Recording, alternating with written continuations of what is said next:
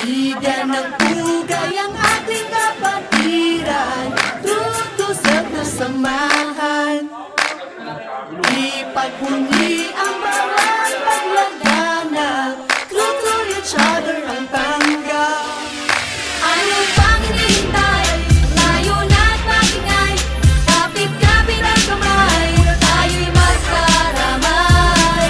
Ang kapatiran ay nagmumula sa'yo. Bilang ako, Pi Omega, Pi Omega, Pi Omega ako.